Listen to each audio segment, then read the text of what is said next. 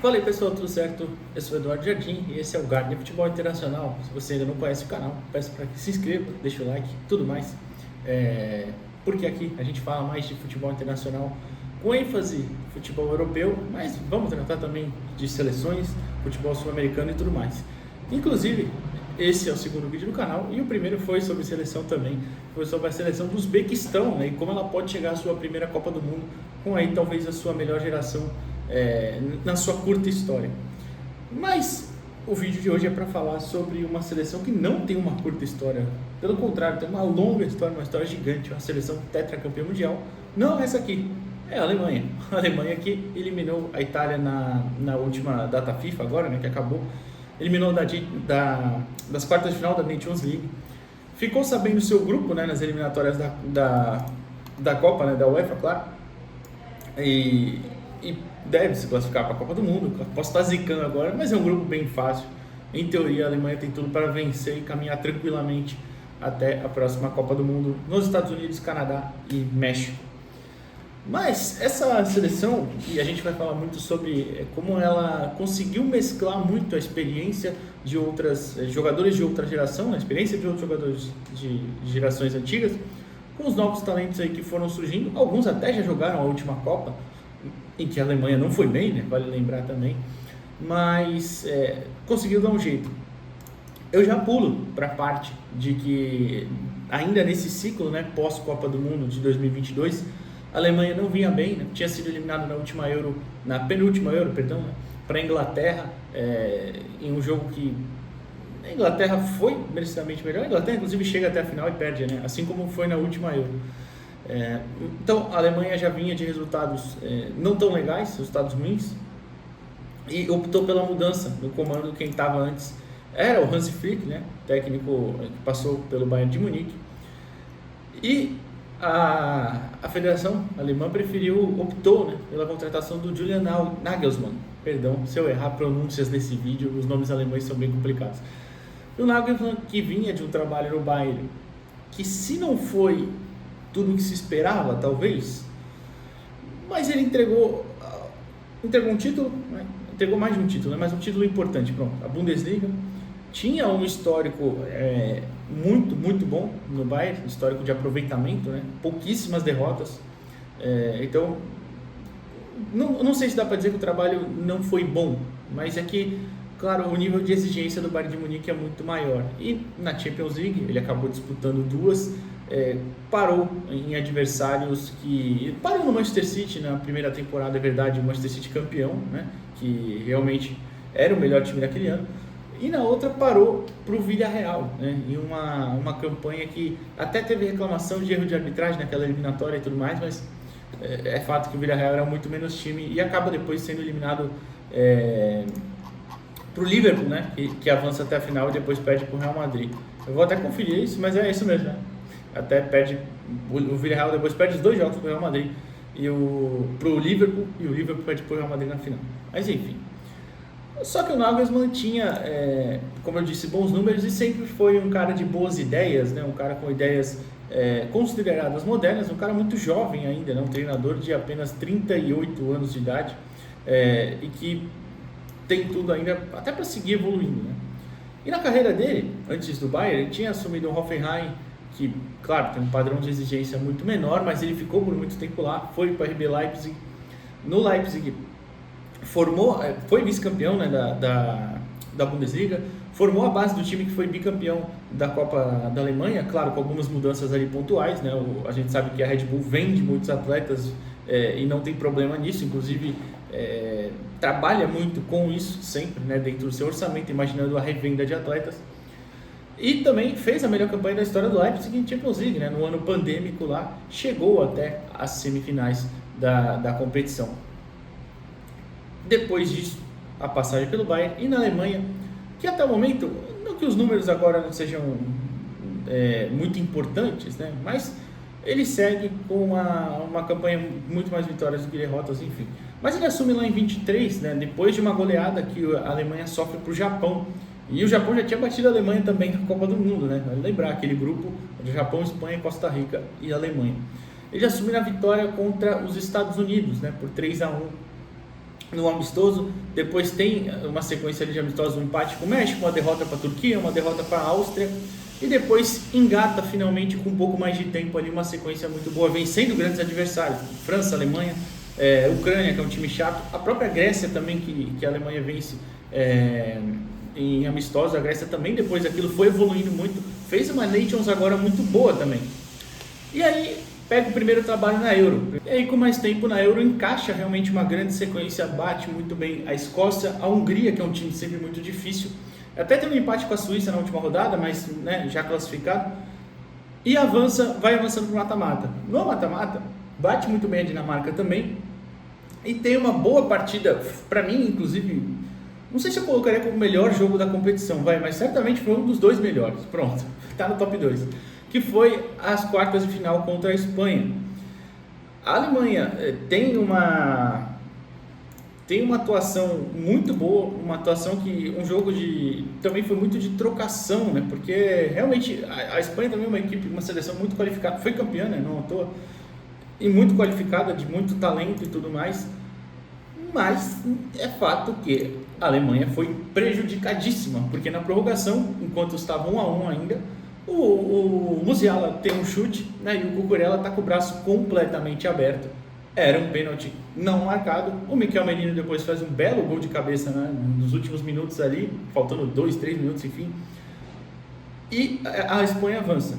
Dentro desse trabalho, perdeu-se algumas coisas por questões extra-campo, né? Como, por exemplo, o Toni Kroos fazendo a sua última competição e o ataque da Alemanha passava muito por ele. Ele era um cara organizador, um volante, vocês sabem da qualidade de passe dele, é óbvio, não precisa aqui falar, mas que tinha muito essa necessidade, essa dependência até, digamos assim, do Kroos ser o organizador vindo mais atrás. Ele voltava muito, até quase para a linha dos zagueiros, para organizar o time. E na frente, na última fase já de construção, você tinha 2 meias abertos de muito talento, que eram, quando utilizava o Florian Wirtz de um lado e o Musiala do outro, você tinha esses meias entrando, esses meias abertos que iam para o meio, e liberavam o corredor, e aí na lateral você tem a qualidade do Kimmich, que também pode trabalhar por dentro, e quando os dois também são mais meias do que pontas, né, inclusive não só pela velocidade, mas pela qualidade e inteligência deles, também jogavam abertos, você tinha uma outra dinâmica também de ataque. Dentro disso, você ainda tinha outros jogadores como o Gundogan, por exemplo, que se aposentou da seleção depois daquilo, né, daquilo que eu digo, depois da Euro, claro. Que era meio que um outro armador também da equipe, mas já com aquela característica de mais chegada na frente. Depois disso, dessa Euro, com a aposentadoria do Kroos, do futebol, do Gundogan, da seleção, algumas peças foram mudando e até o aproveitamento de outras também começaram a surgir mais. Por exemplo, você muda um pouquinho de característica, né? A Alemanha, quando eu falei no começo do vídeo de aproveitar jogadores de outras gerações, o Rüdiger, por exemplo, com seus 32 anos ainda sendo importantíssimo e titular, inclusive, mas juntando ao Jonathan Tah, um zagueiro de grande destaque, que já nem é mais tão novo também, o Tah tem 28, mas em questão de seleção, ele já tinha atuado algumas vezes, ele estreia na seleção lá atrás, em 2016, mas não tinha nem 20 e poucos jogos ali, até o Nagelsmann efetivar ele como um jogador titular, né? Mas é um jogador também já mais experiente, 28 anos, o Kimmich também, só que aí você tinha no meio, por exemplo, o Pascal Grobe, que era Grobe, depende da sua pronúncia ali, mas esse jogador do Brighton, de muito mais idade também, tem pouquíssimos jogos na seleção, agora está no Borussia Dortmund, assim como juntando com o Florian Wirtz, jogador muito jovem, mas já tem alguma experiência em seleção, o Musiala, o Goretzka voltou a ser aproveitado, inclusive também, o Goretzka voltou a ser convocado, o ADM, que também ganhando mais espaço, enfim, então foi feito muito essa mescla de jogadores que não eram tão experientes em seleção, com outros que não eram nem tão experientes na carreira mesmo, né, que foram surgindo agora.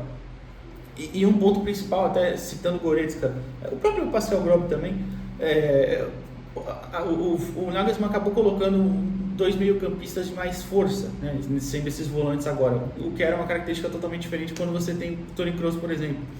O Stiller, por exemplo, jogador do Stuttgart, muito jovem, jogador de muita força também, de muita combatividade, assim como o Goretzka, formavam uma dupla já muito diferente do que era a anterior, né? Mas mesmo assim as dinâmicas da equipe, claro, ainda se mantiveram dentro de um padrão, mas você começou a utilizar mais, por exemplo, o Kimmich sendo um armador principal também, não só pelo lado do campo. Muitas vezes você vê o Kimmich caindo pelo meio mesmo. Nessa última data FIFA não tinha, além do Wirtz, que é uma peça importantíssima nesse ataque, você não tinha também o Kai Havertz, que é um centroavante, não é bem aquele 9, né? A gente sabe, é um jogador mais móvel e que gera muito jogo fora da área mesmo, diferente, por exemplo, do Jonathan Burkhardt, né, que é do mais centroavante, também jovem, né, o Burkhardt tem, se eu não me engano, 24 anos, que é mais centroavantão mesmo, camisa 9, o Kleintz também, né, que é um típico centroavante à la Füllkrug, à la Miroslav Klose, perdão, para os mais antigos, jogador mais velho, surgiu na seleção depois até, ele que já tem 29 anos, por exemplo, no Borussia Mönchengladbach, vem fazendo muitos gols nessa temporada. Então é uma equipe que foi se adaptando com as perdas de peças, mas mesmo assim consegue ser muito competitiva. E até já passando para essa fase da Nations e eliminatórias para a Copa, vou até abrir o grupo aqui para falar certinho.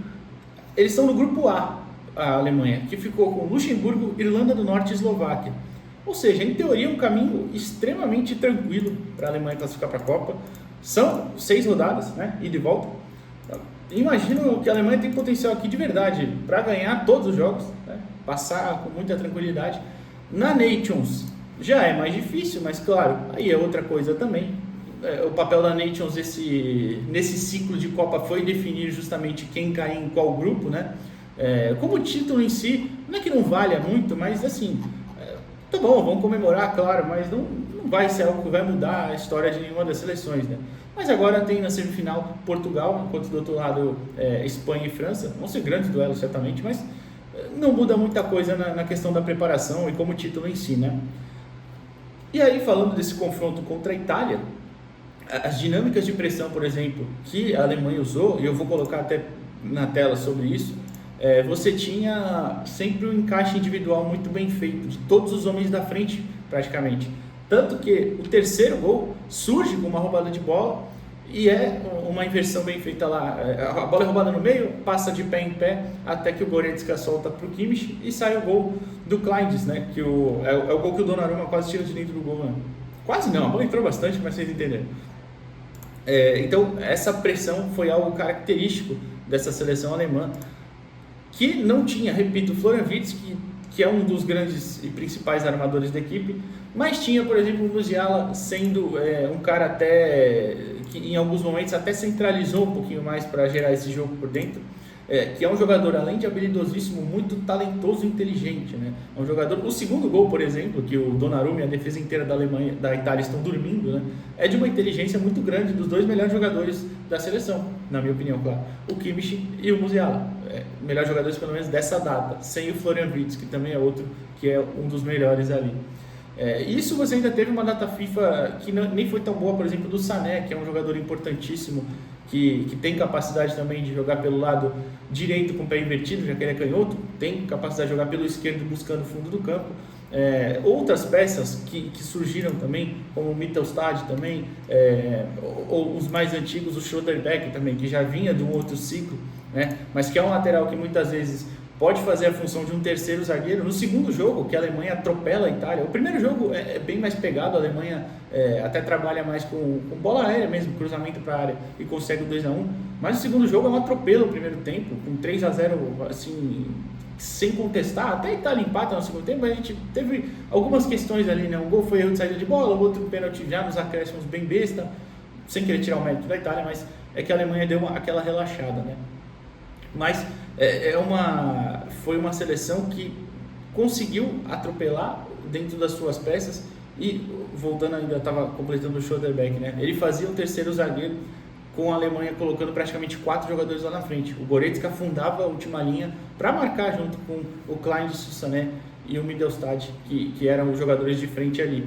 E você tinha o meio de campo, como eu disse, além do Kimmich trabalhando por dentro um pouco, você tinha o Stiller, que tem muito essa capacidade, assim como o Goretzka, de fisicamente cobrir muito espaço de campo e também ser muito bom combatendo, seja com ou sem a bola.